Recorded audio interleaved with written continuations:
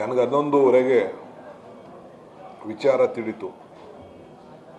ತಿಳಿದ ತಕ್ಷಣ ನಾನೆಲ್ಲರಿಗೂ ಕೂಡ ಮಾತಾಡೋಕ್ಕೆ ಶುರು ಮಾಡಿದೆ.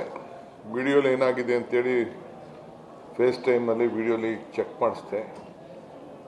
ತಕ್ಷಣ ನಮ್ಮ ಮಿನಿಸ್ಟ್ರು ಕೂಡ, ಡಿಸ್ಟ್ರಿಕ್ಟ್ ಮಿನಿಸ್ಟ್ರು ಕೂಡ, ಅವರು ಶಿವರಾಜ್ ತಂಗಡಿ ಅವರು ಸ್ಪಾಟ್ಗೆ ಹೋದರು. ನಮ್ಮ ಆಫೀಸರ್ಸ್ ಎಲ್ಲ ಸ್ಪಾಟ್ಗೆ ಹೋದರು. ಡಿಸ್ಟ್ರಿಕ್ಟ್ ಮಿನಿಸ್ಟ್ರು ಭಾಳ ಆತಂಕ ಇದ್ದರು. ಅಲ್ಲಿ ಹೋದಾಗ ಡ್ಯಾಮು ಶೇಕ್ ಆಗೋವಂಥ ಒಂದು ಪರಿಸ್ಥಿತಿ ಶೇಕ್ ಆಗ್ತಾಯಿತ್ತು ಅಂತೇಳಿ ಅವ್ರು ತಿಳಿಸಿದ್ರು. ತಕ್ಷಣ ನಾನು ಅವ್ರಿಗೆ ಹೇಳಿದೆ, ಡ್ಯಾಮ್ ಸೇಫ್ಟಿಗೆ ನೀವಲ್ಲಿ ಟೆಕ್ನಿಷಿಯನ್ಸ್ ಹತ್ರ ಡಿಸ್ಕಷನ್ ಮಾಡಿ ಏನು ಬೇಕಾದ್ರೂ ಡಿಸಿಷನ್ ತಗೊಳ್ಳಿ ಅಂತ. ತಕ್ಷಣ ನಾವು ನಮ್ಮ ಬೋರ್ಡ್ನ ಆಫೀಸರ್ಸ್ ಹತ್ರ ಎಲ್ಲ ಮಾತಾಡ್ಬಿಟ್ಟು ಅವ್ರಿಗೆಲ್ಲ ಅವ್ರ ಅಡ್ವೈಸ್ ಏನಿತ್ತು ಅಂದರೆ, ನಾವು ನೀರನ್ನ ರಿಲೀಸ್ ಮಾಡಲೇಬೇಕು, ನೀರು ರಿಲೀಸ್ ಮಾಡಲಿಲ್ಲ ಅಂತಂದರೆ ಕಂಟ್ರೋಲ್ ಸಿಗೋದಿಲ್ಲ ಅಂತೇಳಿ. ಸೊ ನೀರನ್ನ ರಿಲೀಸ್ ಮಾಡೋಕ್ಕೆ ಹೊರಟಿದ್ದೇವೆ. ಸೊ ಎಲ್ಲ ಗೇಟ್ಗಳನ್ನು ಓಪನ್ ಮಾಡಿದ್ದೇವೆ. ಅದು ಸುಮಾರು 70 ವರ್ಷದ ಒಂದು ಇದು. ಬೇರೆ ಕಡೆ ಎಲ್ಲ ಡಬಲ್ ಇದೆ, ಇಲ್ಲಿ ಮಾತ್ರ ಸಿಂಗಲ್ ಇದೆ. ಸೊ ಅದು ಚೈನು ಕಟ್ಟಾಗಿದೆ. ನಾನು ಆ ಚೈನ್ ನೋಡಿದೆ, ಹೋಗಿ ಅಲ್ಲೇ ಬಿದ್ದಿದೆ, ಅದು ಗೇಟು ಬಿದ್ದಿದೆ.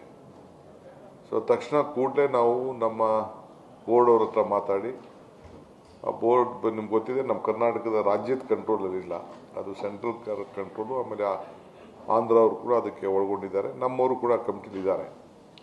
ತಕ್ಷಣ ಅವ್ರು ಮಾತಾಡಿದೆ, ಅವರು ಕೂಡ ನೀವೇನು ಬೇಕಾದ್ರೂ ತೀರ್ಮಾನ ಮಾಡಿ ಅಂತ ಅವರು ಹೇಳಿದ್ರು. ತಕ್ಷಣ ನಮ್ಮ ಏನು ಯಾರು ಮೊದಲು ಟೆಕ್ನಿಷಿಯನ್ ಮಾಡಿದ್ದಾರೆ ಅವರು ಒಂದು ಕಮಿಟಿಲಿ ಕೂಡ ಇದ್ದಾರೆ. ನಮ್ಮ ಕಮಿಟಿಲಿ ಡ್ಯಾಮ್ ಸೇಫ್ಟಿ ಕಮಿಟಿಲಿ ಒಬ್ಬರು ಇದ್ದಾರೆ. ಅವರು ಕೂಡ ಅವ್ರ ಚರ್ಚೆ ಮಾಡಿದ್ರು. ತಕ್ಷಣ ನಮ್ಮಲ್ಲಿ ಡಿಸೈನ್ ಎಲ್ಲ ತೆಗೆಸಿ ಅವ್ರು ವಾಪಸ್ ಕಳಿಸಿ 3 ಜನ ಅಲ್ಲಿ ಫ್ಯಾಬ್ರಿಕೇಟರ್ಸ್ ಇದ್ದಾರೆ, ಅವ್ರ ಹತ್ರನೂ ಮಾತಾಡಿದ್ರು. ರಾತ್ರಿ ಮಾತಾಡಿದ್ರು. ಜಿಂದಾಲ್ ಹತ್ರ ಮಾತಾಡಿದೆ. ಅವ್ರಿಗೇನೇನು ಸ್ಟೀಲ್ ಕೊಡಬೇಕು ಆ ಸೈಜು ಸ್ವಲ್ಪ ಸೇಫ್ಟಿಗೋಸ್ಕರ ಅವರು ಕೂಡ ಒಪ್ಕೊಂಡ್ರು. ಬೆಳಗಿನ ಜಾವದ ಅಷ್ಟೊತ್ತಿಗೆ ಕಂಪ್ಲೀಟ್ ಅವ್ರ ಟೀಮೇ ಬಂದು ಈಗಾಗಲೇ ಕೆಲಸನ ಪ್ರಾರಂಭ ಮಾಡಿದ್ದಾರೆ.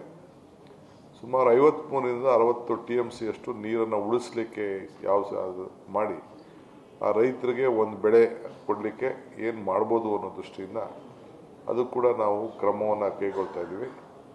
ರೈತರು ಗಾಬರಿ ಆಗೋದು ಬೇಡ. ಆಮೇಲೆ ಕಂಪ್ಲೀಟ್ ನೀರು ಎಲ್ಲೆಲ್ಲಿ ಹೋಗ್ತದೆ ಎಲ್ಲ ಚಾನಲ್ಲು ಓಪನ್ ಮಾಡಿದ್ದೀವಿ.